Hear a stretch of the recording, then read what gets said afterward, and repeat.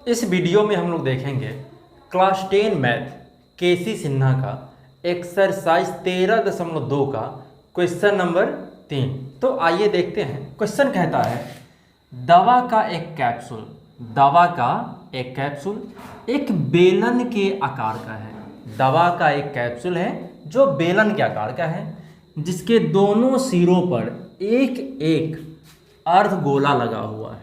जिसके दोनों सिरों पर एक एक अर्धगोला लगा हुआ है। पूरे कैप्सूल की लंबाई 14 mm है और इसका व्यास 5 mm है। व्यास 5 mm है, तो इसका पृष्ठीय क्षेत्रफल ज्ञात करें। अर्थात हमें कैप्सूल का पृष्ठीय क्षेत्रफल ज्ञात करना है। तो सबसे पहले हम फिगर बना लेते हैं, उसके बाद फिर इस क्वेश्चन को हल करेंगे। तो दवा का जो कैप्सूल है कहता है कि बेलन के आकार का है, तो हम क्या किए, एक बेलन बना लिए। ये हमारा बेलन हो गया और कहता है कि जिसके दोनों सिरों पर, अर्थात इस सिरा पर भी और इस सिरा पर भी, दोनों सिरों पर एक एक अर्धगोला लगा हुआ है। तो हम एक अर्धगोला इधर लगा देते हैं और एक अर्धगोला इधर लगा देते हैं। दोनों तरफ हम क्या किए, अर्धगोला को लगा दिए। अब कहता है पूरे कैप्सूल की लंबाई 14 mm है। पूरे कैप्सूल की लंबाई अर्थात यहाँ से लेकर के यहाँ तक, ये हमारा पूरा कैप्सूल हो गया। इसका जो लंबाई है वो 14 mm है। कैप्सूल की लंबाई 14 mm है। हम यहाँ लिख भी देते हैं, हल कैप्सूल की लंबाई, कैप्सूल की लंबाई बराबर 14 mm। फिर कहता है क्वेश्चन में कि इसका व्यास, अर्थात ये जो बेलनाकार भाग है इसका व्यास 5 mm है। अर्थात ये इसका व्यास हो गया जो 5 mm है। यदि इसका व्यास 5 mm है, 5 mm है, तो इसका जो त्रिज्या हो जाएगा, हम जानते हैं कि त्रिज्या व्यास का आधा होता है। अर्थात ये 5/2 अर्थात 2.5 mm हो जाएगा। तो ये इसका त्रिज्या हो गया 2.5 mm। अच्छा, यह भी 2.5 हो जाएगा, 2.5। अब चूंकि ये जो अर्धगोला है, ये अर्धगोला और ये अर्धगोला दोनों बेलन पे अध्यारोपित है। इसका मतलब ये होता है कि हमारा जो अर्धगोला है उसका भी त्रिज्या 2.5 ही होगा। अर्थात यह भी 2.5 mm होगा। यदि बेलनाकार भाग, बेलन का त्रिज्या 2.5 है, तो अर्धगोला का भी त्रिज्या 2.5 ही होगा, चूंकि यह अर्धगोला बेलन पर ही अध्यारोपित है। तो इस प्रकार यदि यहाँ से यहाँ तक ये 2.5 हो गया और यह भी 2.5 हो गया, चूंकि ये अर्धगोला का त्रिज्या और यह भी अर्धगोला का त्रिज्या, तो यदि हम आपसे कहें कि बेलन का ऊंचाई क्या होगा, बेलन की ऊंचाई, बेलन की ऊंचाई हम यहाँ h कह देते हैं। तो हम क्या करें, चूंकि पूरे कैप्सूल की लंबाई 14 mm है, 14 माइनस, और ये 2.5 और ये 2.5, जब दोनों को जोड़ लेंगे तो 5 हो जाएगा। और हम जो 14 से 5 घटा लेंगे तो 9 mm ये जो बच रहा है, ये पूरा 14 है। 2.5 इधर से घटा लें और 2.5 इधर से, अर्थात 2.5 और 2.5 हो गया, और 5 हम 14 से 5 घटाएंगे तो 9, जो हमारा बेलन का ऊंचाई हो जाएगा। क्योंकि यहाँ से यहाँ तक ये हमारा बेलन हो गया, तो हमें बेलन का ऊंचाई भी पता चल गया, अर्धगोला का त्रिज्या भी पता चल गया, और बेलन का जो त्रिज्या, चूंकि व्यास इसका है 5, तो जो बेलन का त्रिज्या हो जाएगा, बेलन का त्रिज्या 5/2 अर्थात 2.5 mm, ये बेलन का त्रिज्या हो गया। और अर्धगोला का त्रिज्या, अर्धगोला का त्रिज्या ये हो जाएगा 2.5 mm। अब हमें बेलन की ऊंचाई, बेलन की त्रिज्या, अर्धगोला की त्रिज्या मिल गया। अब हमें निकालना है पृष्ठीय क्षेत्रफल, अर्थात दवा का पृष्ठीय क्षेत्रफल। हमें दवा का पृष्ठीय क्षेत्रफल चाहिए। तो इसके लिए हम क्या करेंगे कि बेलन का पृष्ठीय क्षेत्रफल, बेलन का पृष्ठ का क्षेत्रफल जोड़, बीच में बेलन है और इधर भी एक अर्धगोला है और इधर भी एक अर्धगोला है, अर्थात इसमें 2 अर्धगोला है। तो बेलन का पृष्ठीय क्षेत्रफल गुण जोड़ 2 गुना अर्धगोला के पृष्ठ का क्षेत्रफल। हम क्या करें, यदि बेलन के पृष्ठीय क्षेत्रफल में दोनों अर्धगोला के पृष्ठीय क्षेत्रफल को जोड़ दें तो हमें दवा का पृष्ठीय क्षेत्रफल मिल जाएगा। अब बेलन का पृष्ठीय क्षेत्रफल तो ये 2πr/h होता है। क्या होता है, 2πr/h होता है, प्लस 2 गुने अर्धगोला का पृष्ठीय क्षेत्रफल 2πr² होता है। अब हम क्या करते हैं, यहाँ से 2πr यहाँ भी है और 2πr यहाँ भी है, तो हम 2πr को कॉमन कर लेते हैं तो मिलेगा h + 2r। अब यहाँ 2 गुने पाई का मान 22/7, r का जो मान है वो 2.5 है, h का मान जो है 9 हो गया और 2 गुने r का मान 2.5, तो यहाँ तक 2.5 रखेंगे। अब यहाँ 22/7 गुना 2.5 में 2 से गुना करेंगे तो ये 5 हो जाएगा, और ये 9 जोड़ 2.5 में 2 से गुना करेंगे तो ये 5 हो जाएगा। अब ये 22/7 गुना 5 गुना 9 और 5 14 हो गया, तो 7 दूना 14 अर्थात 22 गुना 5 गुना 2, तो 22 पंचे 110 अर्थात ये हो जाएगा 220 mm²। ये हमारा दवा का पृष्ठीय क्षेत्रफल हो गया। Question number 4। तो आइए देखते हैं। क्वेश्चन कहता है एक कमरा बेलन के आकार का है, इस पर अर्धगोलाकार एक वॉल्टेड गुंबद बना है, इसमें 41.19/21 मीटर क्यूब हवा है और भवन का आंतरिक व्यास वोल्टेज के मुकुट की फर्श से ऊंचाई के बराबर है, तो ऊंचाई ज्ञात करें। हमें भवन की ऊंचाई ज्ञात करना है। तो क्वेश्चन के अनुसार हम लोग सबसे पहले इसका फिगर बनाएंगे, क्योंकि क्षेत्रमिति के क्वेश्चन के लिए फिगर बहुत ही इंपॉर्टेंट होता है। यदि आप फिगर को समझ जाते हैं तो फिर क्वेश्चन बहुत आसान हो जाता है। तो आइए देखते हैं। कहता है कमरा बेलन के आकार का है। हमारा जो कमरा है वो बेलन के आकार का है। तो सबसे पहले हम क्या किए, एक बेलन बना लिए। अब आगे क्वेश्चन कहता है इस पर अर्धगोलाकार एक वॉल्टेड गुंबद बना है। इस पर अर्धगोलाकार एक वॉल्टेड गुंबद बना है, इसमें 41.19/21 मीटर क्यूब हवा है, अर्थात ये जो भवन है, भवन में भरे हवा का आयतन 41.19/21 मीटर क्यूब है। अब आगे क्वेश्चन कहता है भवन का आंतरिक व्यास, ये जो हमारा भवन है इसका आंतरिक व्यास वोल्टेज के मुकुट से फर्श से ऊंचाई के बराबर है। ये भवन की कुल ऊंचाई हो गया, जिसे हम h कह देते हैं। तो ये जो व्यास है यह ऊंचाई के बराबर है, तो व्यास को हम d लिख देते हैं। हम व्यास को d से सूचित करते हैं, यहाँ लिखेंगे d बराबर ऊंचाई h।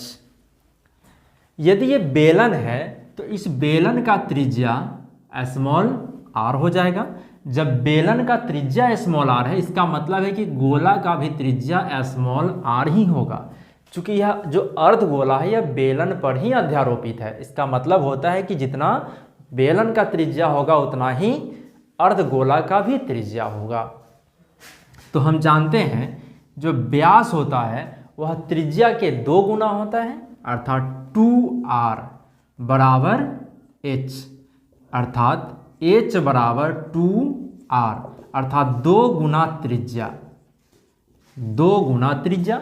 हमारा जो वोल्टेज का जो ऊंचाई है वह त्रिज्या के 2 गुना है, त्रिज्या के 2 गुना है।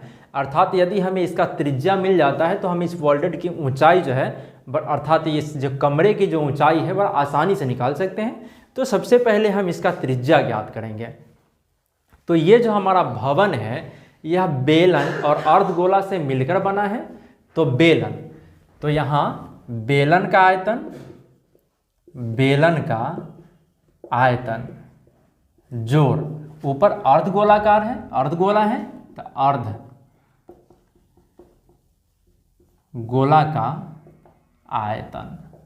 अर्धगोला का आयतन बराबर ये 41.19/21 है, इसको हम लिख सकते हैं 880/21, 880/21। जब हम इसका पूर्णांक तोड़ेंगे तो हो जाएगा 880/21।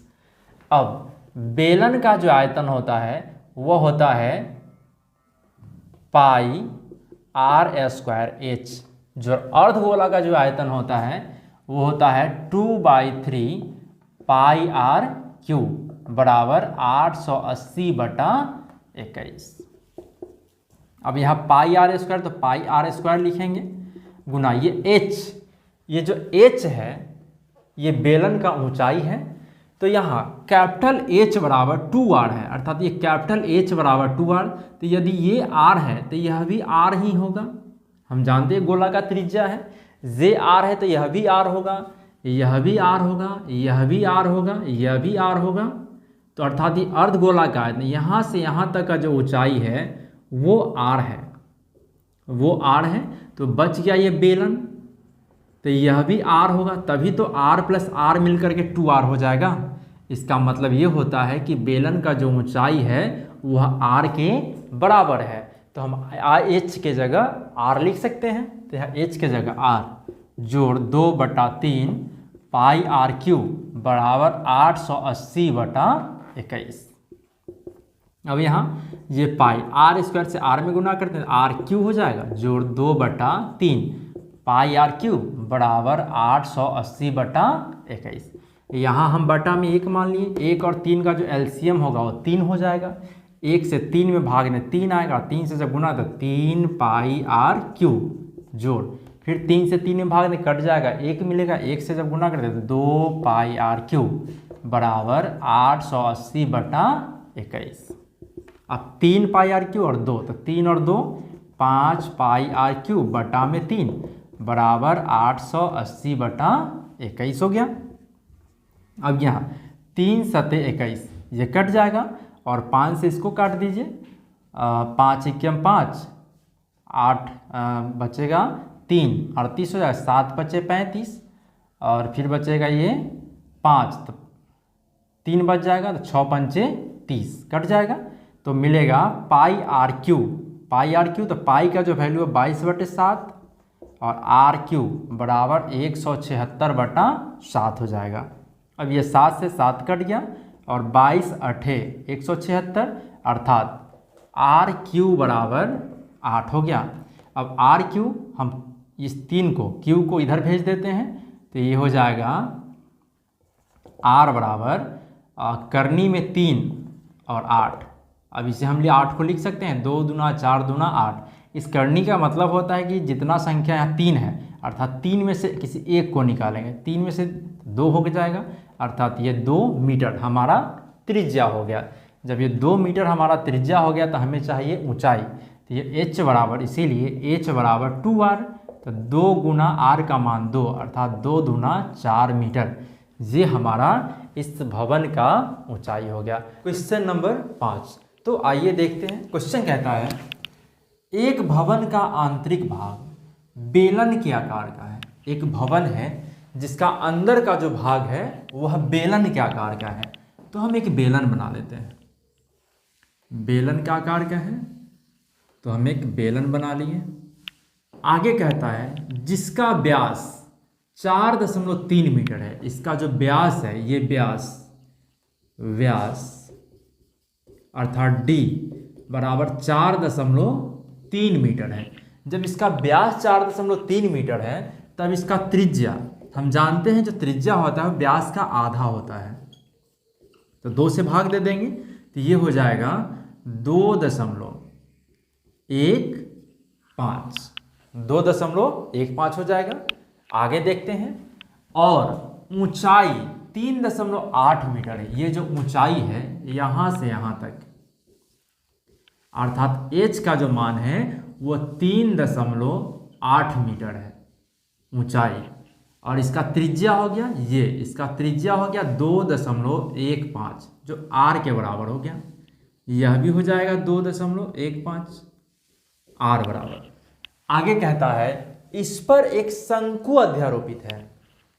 ये जो बेलनाकार भवन है इस पर एक शंकु अध्यारोपित है, अर्थात इस पर एक शंकु है जिसकी शीर्ष कोण 90 डिग्री है। अर्थात ये जो कोण है ये 90 डिग्री है। ये शीर्ष कोण इसका 90 डिग्री है।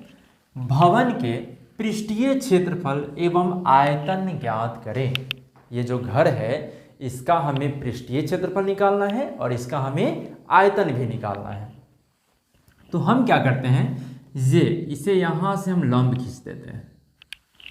तो जब हम यहाँ पे लंब डाल दिए तो ये हम देख रहे हैं कि ये जब 90 है तो ये आधा हो जाएगा, ये 45 डिग्री। ये 45 डिग्री हो गया। हम इसका जो ये बेलन है, बेलन का त्रिज्या हो गया 2.15। ऊपर शंकु है, यहाँ लिख देते हैं ये बेलन और शंकु का त्रिज्या। शंकु का त्रिज्या ये r1 कर देते हैं, इसे हम r2 कर देते हैं। और जो बेलन का त्रिज्या होगा वही शंकु का भी त्रिज्या होगा, क्योंकि ये जो शंकु है वो बेलन पर ही अध्यारोपित है। अब हमें शंकु का त्रिज्या मिल गया, हमें शंकु का ऊंचाई चाहिए, शंकु का तिर्यक ऊंचाई भी चाहिए। तो शंकु का ऊंचाई निकालने के लिए हम लोग यहाँ देख रहे हैं इस फिगर में कि यह एक समकोण त्रिभुज बन गया जिसका कोण यहाँ 45 डिग्री है और ये 2.15 है। तो क्या ये कर्ण हो जाएगा और ये लंब हो जाएगा और ये आधार हो जाएगा समकोण त्रिभुज में। तो अब यहाँ हम लोग त्रिकोणमिति का फॉर्मूला उपयोग करते हैं। तो यदि मान लीजिए ये हमको आधार पता है, हम जानते हैं जो मुख्य कोण होता है ठीक उसके सामने वाला जो भुजा होता है वो लंब कहलाता है। ये लंब होगा और ये आधार होगा। कर्ण हमारा यही रहेगा। याद रखेंगे जो मुख्य कोण होता है उसके ठीक सामने वाला जो भुजा होता है ये मुख्य कोण हो गया, इसके ठीक सामने वाला जो भुजा है वो लंब कहलाएगा। तो अब हमें लंब पता है, अच्छा ये आधार चाहिए और कर्ण चाहिए। तो इसके लिए हम क्या करते हैं, यहाँ tan थीटा का फॉर्मूला लगाते हैं। tan 45 डिग्री, यहाँ थीटा की जगह 45, और हम जानते हैं tan थीटा बराबर होता है लंब बटा आधार। तो tan 45 का मान 1 हो गया, लंब हो गया 2.15 और बटा आधार क्रॉस गुना करेंगे तो इसका जो आधार हो जाएगा वो 2.15। और यही जो आधार है वह शंकु का ऊंचाई है, अर्थात शंकु का ऊंचाई h बराबर, हम इसे h1 कर देते हैं और इसे h2 कर देते हैं। h2 हो गया 2.15। जो इसके लिए आधार है वो यहाँ शंकु का ऊंचाई होगा, जिसे हम h2 कह दिए 2.15। अब हमें शंकु का तिर्यक ऊंचाई चाहिए, अर्थात l चाहिए, l का मान। तो इसके लिए हम क्या करेंगे, हमको यहाँ लंब पता है और ये कर्ण है, तो हम साइन थीटा का उपयोग करेंगे। तो साइन 45, साइन थीटा बराबर लंब बटा कर्ण होता है। तो साइन 45 का मान 1/√2 होता है। लंब इसका हो गया 2.15 बटा इसका जो कर्ण हो जाएगा वो कर्ण, अर्थात जो क्रॉस गुना करें कर्ण में 1 से गुना करें तो कर्ण हो जाएगा और ये 2.15 रूट 2 हो जाएगा। अर्थात शंकु का त्रियक ऊंचाई अर्थात L बराबर 2.15 रूट 2 हो गया। हमें शंकु का ऊंचाई मिल गया, शंकु का त्रिज्या पहले से ज्ञात था और शंकु का त्रियक ऊंचाई भी मिल गया। तो अब हमें सबसे पहले शंकु का पृष्ठीय क्षेत्रफल निकाल लेते हैं, अर्थात इस भवन का पृष्ठीय क्षेत्रफल निकालने के लिए हम यहाँ बेलन का पृष्ठीय क्षेत्रफल में शंकु के पृष्ठीय क्षेत्रफल जोड़ देंगे तो हमारा आंसर हो जाएगा। तो लिखते हैं भवन का पृष्ठीय क्षेत्रफल बराबर बेलन के पृष्ठ का क्षेत्रफल प्लस शंकु के पृष्ठ का क्षेत्रफल।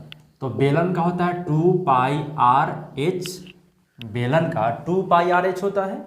यहाँ ये बेलन है जिसे हम r1 माने हैं और h1 माने हैं, तो यहाँ हम r1 और h1 कर देते हैं प्लस शंकु का πr/l होता है, तो इसका हम r2 और l2 कर देते हैं। क्योंकि यहाँ हम शंकु के लिए r2 और त्रियक ऊंचाई को ये तो सिर्फ l है, त्रियक ऊंचाई सिर्फ शंकु में, इसलिए l ही रहने देते हैं।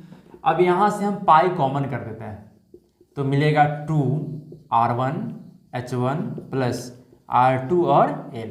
अब पाई का मान रख देते हैं 22/7, 2 गुना r1 का मान जो है वो 2.15 है, या r1 का मान हम ये 4.3/2 भी रख सकते हैं।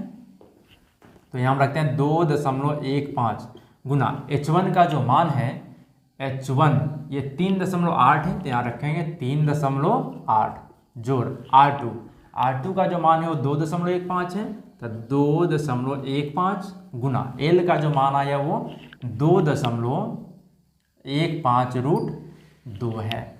अब हम इसे हल करेंगे तो ये 22/7 गुना 2.15 इसमें भी है और 2.15 इसमें भी है, हम इसे कॉमन कर लेते हैं तो मिलेगा 2 गुना 3.8 जोड़ 2.15 रूट 2।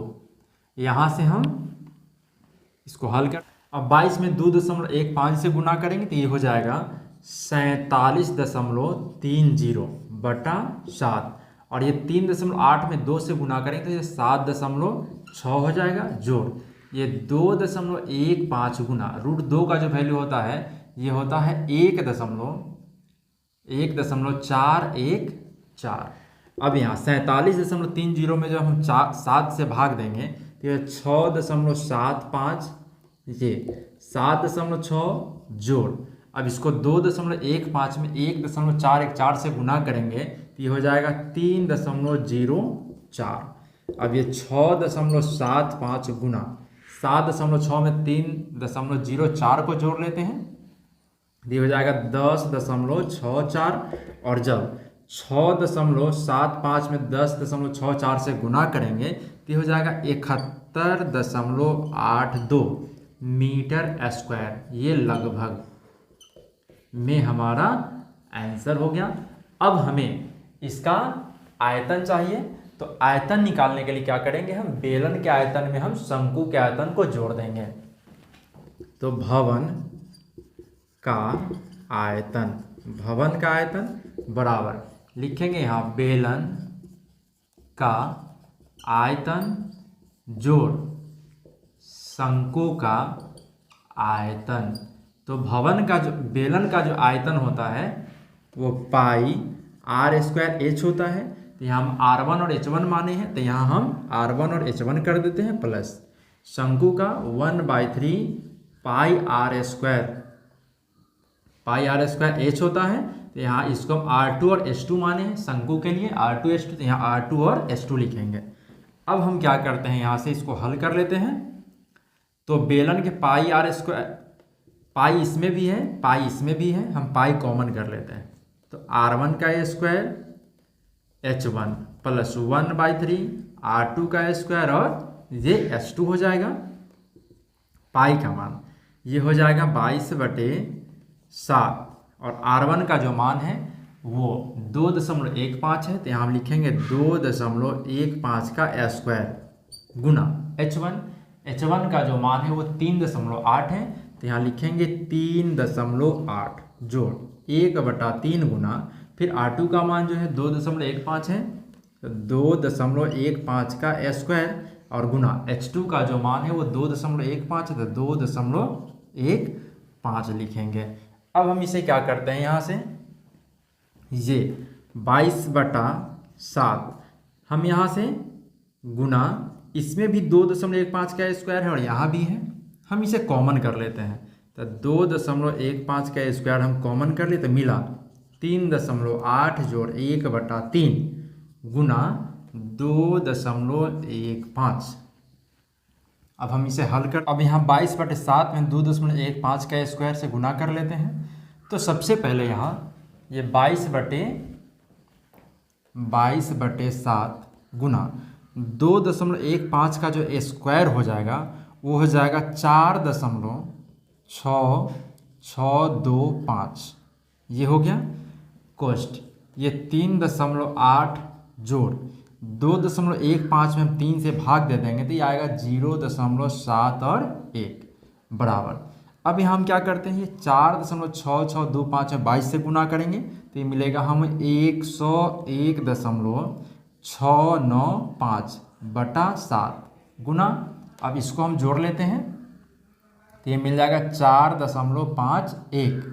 अब जब हम 7 से इसको भाग दे देंगे तो ये हो जाएगा 14.52 गुना 4.51, और जब हम 14.5 में हम जब 4.51 से गुना करेंगे तो ये हो जाएगा 65.48 मीटर क्यूब। चूँकि यह आयतन है, ये लगभग में भी आएगा, लगभग, ये हमारा आंसर हो गया। तो फ्रेंड्स, यदि मेरा वीडियो पसंद आता है तो मेरे चैनल को लाइक करें, सब्सक्राइब करें, कमेंट करें, अपने दोस्तों से जरूर शेयर करें। Thank you.